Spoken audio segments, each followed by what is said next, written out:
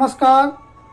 शुभ लाभ वास्तु विद्या चैनल में आप सभी का मैं हार्दिक अभिनंदन करता हूँ। सभी के आत्मा में उपस्थित परम पिता परमेश्वर परमात्मा को प्रणाम करता हूँ, सबको वंदन करता हूँ, सबका अभिनंदन करता हूँ। ज्ञान विज्ञान के इस कड़ी में हमने पिछले अंक में जाना ग्रहों के संदर्भ में कि अब अपने आदतों को में परिवर्तन करके कैसे ग्रहों को संतुलित कर सकते हैं, व्यवहार के द्वारा कैसे संतुलित कर सकते हैं, ये हमने जाना। अब आगे हम जानेंगे। इससे पहले जगत जननी जगदम्बा का स्मरण करते हैं, ध्यान लगाते हैं। खड्गं चक्र गदे सुचाप परिधान शूलं भुसुंडे शिरः शंखं सरतिं करे स्त्रीनयनां सर्वांगभूषावृतां नीलास्मद्युतिमास्य पाददशकां सेवे महाकालिकां यामास्तौ पिते हरौ कमलजो हंतुं मधुकैटवम्। माता जगत जननी जगदम्बा माता कालिका आप सबके जीवन में कल्याण करें, आप सब में सबका कल्याण हो, ऐसी मंगल कामना के साथ आज का जो विषय है हमने लिया है कि व्यवहार के द्वारा ग्रहों को कैसे संतुलित करें। इसके पश्चात अब हम जानेंगे आज के विषय में कि खान पान के द्वारा क्या खान पान से भी ग्रह प्रभावित होते हैं और खान पान के द्वारा ग्रहों को कैसे संतुलित किया कर सकते हैं। आप जनरली आप देखते होंगे बहुत सारे लोगों का, किसी का शनि खराब होता है, किसी का राहु खराब होता है, किसी का मंगल खराब होता है, मंगल की वजह से परेशानी का सामना करना पड़ता है।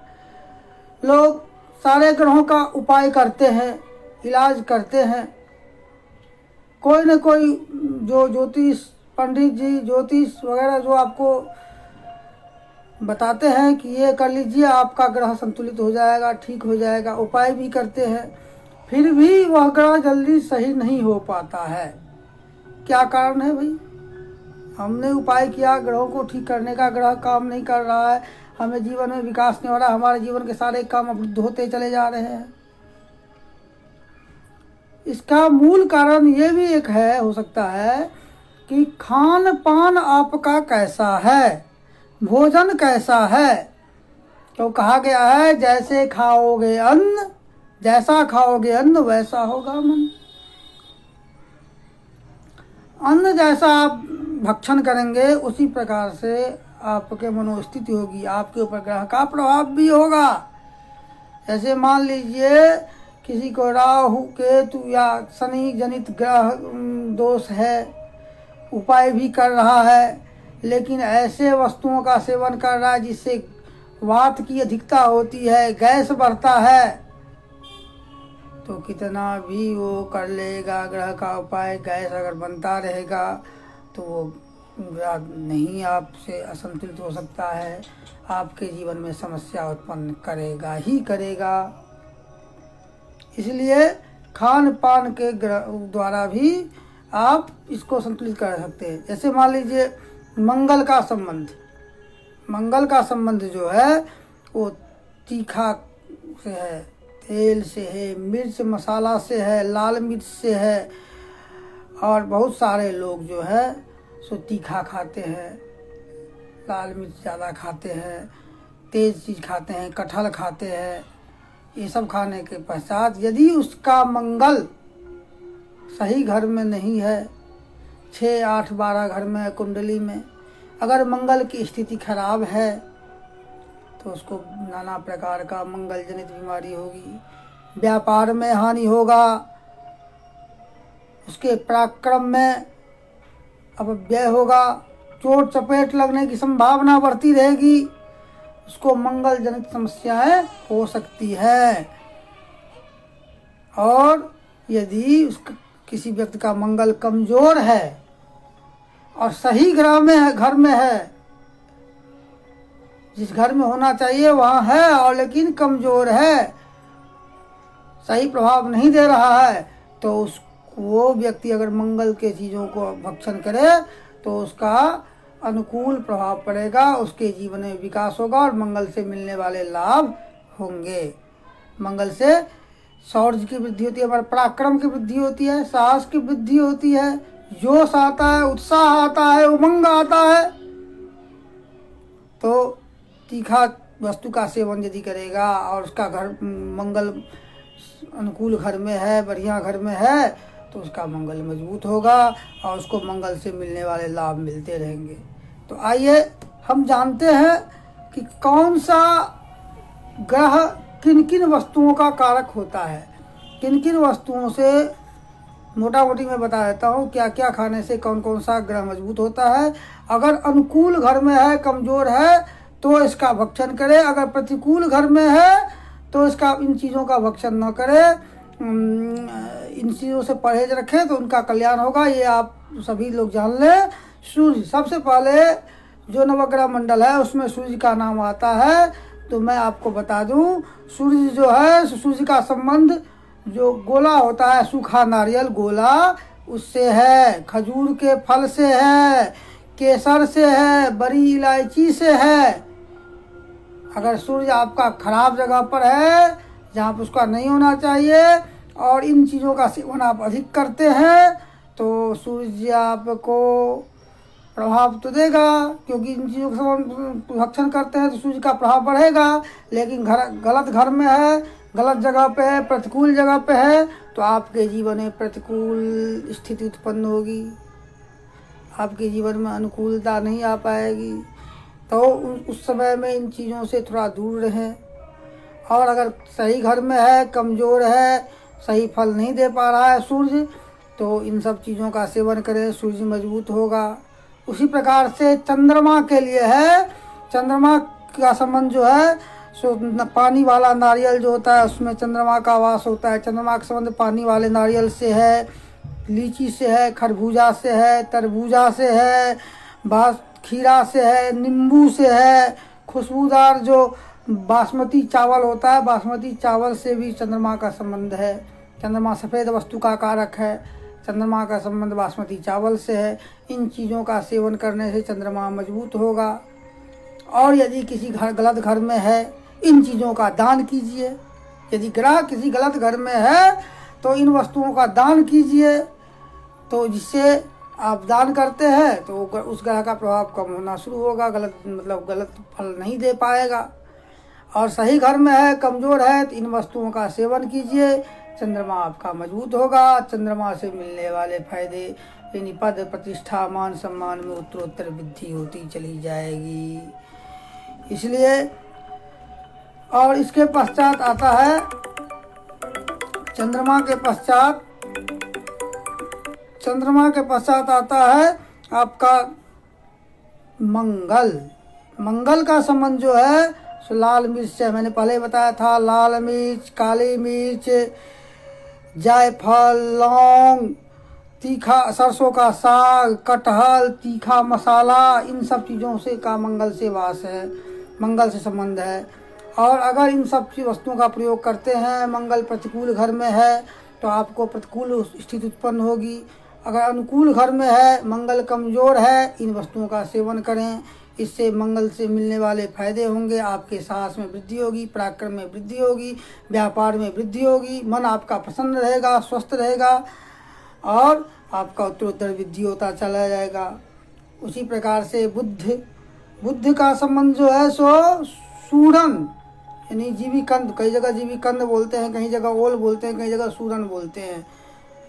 सूरन से है, हरे पत्तेदार सब्जियों में है, हरा जो वस्तु होता है, अदरक, पालक, बथुआ, मेथी, सीताफल, बैगन, पान और गन्ने का रस, इस सब में जो है सो ये सब बुद्ध का कारक है। इन सबों को मजबूत करने से आपका बुद्ध मजबूत होगा, जिससे कि आप बुद्ध मजबूत होगा तो बुद्धि से मिलने वाले फायदे, बुद्धि का विकास होगा, मन स्वस्थ रहेगा। और अगर यह बुद्धि प्रतिकूल घर में है, इन चीज़ों का सेवन करते हैं, इनसे तब जब प्रतिकूल घर में है तो इन चीज़ों से थोड़ा परहेज रखें और इन चीज़ों का दान करें, इससे बुद्ध आपका कल्याण करेंगे। बृहस्पति का संबंध साफ अनाज से है। अनाज मतलब पीला अनाज, गेहूँ हो गया और हल्दी हो गया, सिंघाड़ा हो गया, चने की दाल हो गया, इन सब का संबंध बृहस्पति से है। और अगर बृहस्पति आपके प्रतिकूल घर में है, इन चीज़ों का प्रयोग ज़्यादा करते हैं तो बृहस्पति मजबूत होंगे, तो आपकी जीवन में प्रतिकूलता बढ़ती चली जाएगी।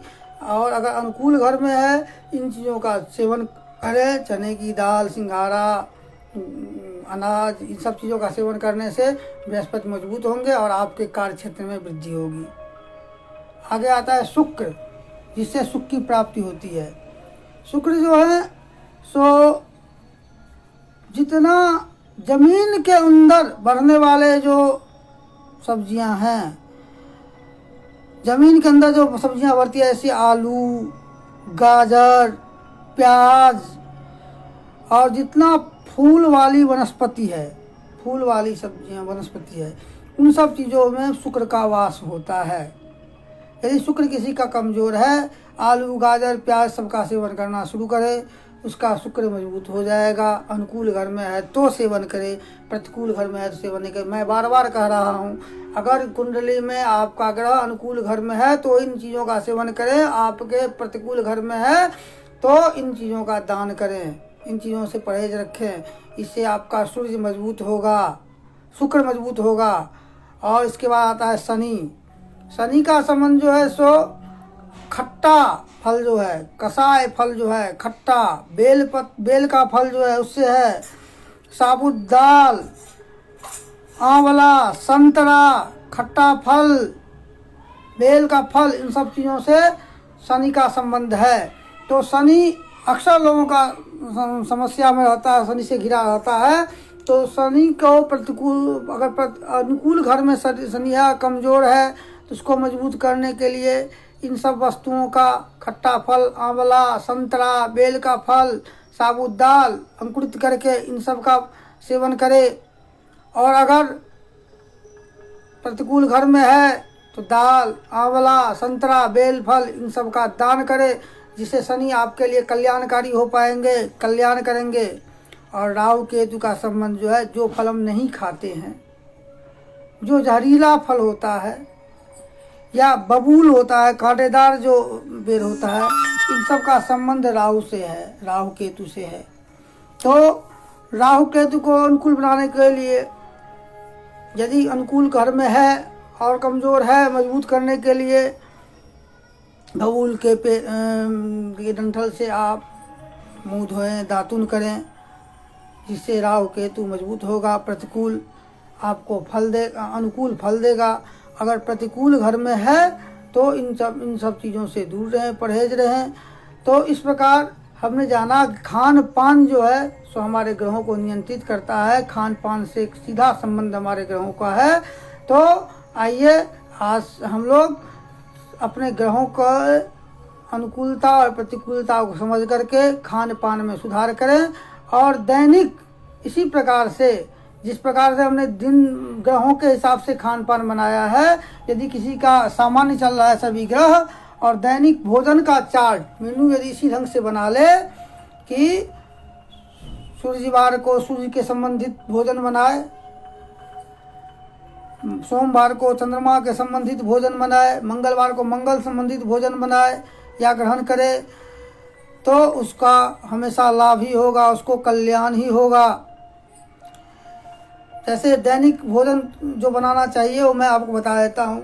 रविवार को अगर काला चना का दाल बना ले, काला चना बना ले, सूर्य ऑटोमेटिकली मजबूत होंगे, सूर्य विशेष फल देंगे, सूर्य जो है सो अनुकूल फल देंगे। रविवार को भोजन में कोशिश करना चाहिए काला चना बने। सोमवार को खीर या दूध से बना हुआ कोई पकवान लाभकारी होगा। मंगलवार का दिन मीठा चूरमा बना के भोजन बना के ग्रहण करे। मीठा या कोई मिठाई लेकर के सूजी का हलवा बनाना चाहिए मंगलवार के दिन। बुधवार के दिन हरी सब्जी, पालक, हरा दाल ये बनाना शुभ होता है। गुरुवार का दिन चना का दाल, पीला भोजन ये सब बनाना शुभ होगा। शुक्रवार का दिन दही में चीनी डाल करके भोजन खाने से सुख की प्राप्ति होगी। शनिवार को उड़द का दाल या उससे बनी हुई खिचड़ी खानी चाहिए। इस प्रकार 7 दिन का मेनू यदि किसी का ग्रह सामान्य चल रहा है दैनिक जीवन में भोजन में ये प्रयोग कर ले। रविवार को काला चना, सोमवार को खीर या दूध से बना हुआ चावल का अन्य पकवान, मंगलवार को चूरमा, सूजी का हलवा, बुधवार को हरी दाल या हरा सब्जी, पालक इसका, गुरुवार को चने की दाल